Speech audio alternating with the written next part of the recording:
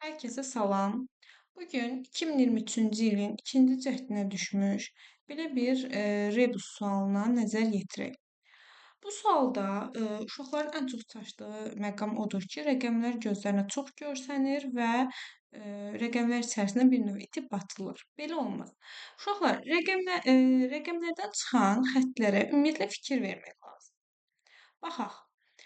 Bizdən A ilə B-nin cəmini soruşur. İndi uşaqlar, gəlin baxaq. 10-dan və 20-dən biz görürük ki, 10 ilə 20 bir-biri ilə əlaqəlidir. Deməli, biz 10 ilə 20-dən istifadə edərək həm 5, həm də daxildən 15 almalıyıq. Bunu necə edərik?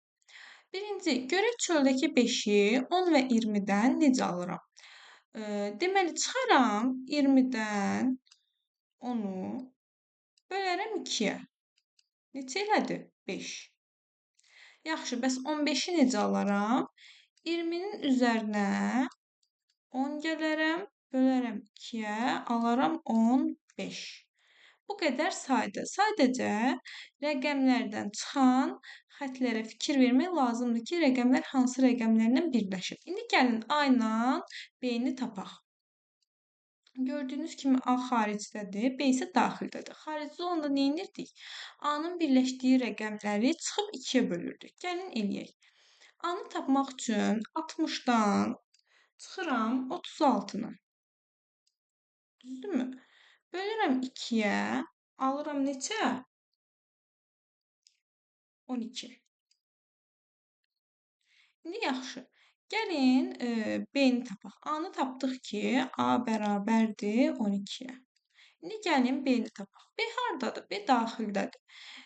Və hansı rəqəmlərlə birləşib? 36 və 20 ilə. Düzdür? Neyniyəcək? Daxildə olanda neynirdik? Topluyurduq. 36-nın üzərinə 20 gələcəm, böləcəm 2-yə. Bu da eləyir 28. Düzdür? Deməli, B-ni də tapdıq ki, 28-dir. Aha, məndən nə istəyir? A ilə B-nin cəmi. A üstəgəl B, yəni 12 üzərinə gəlinsin 28 bərabərdir 40. Cavab olur B variantı.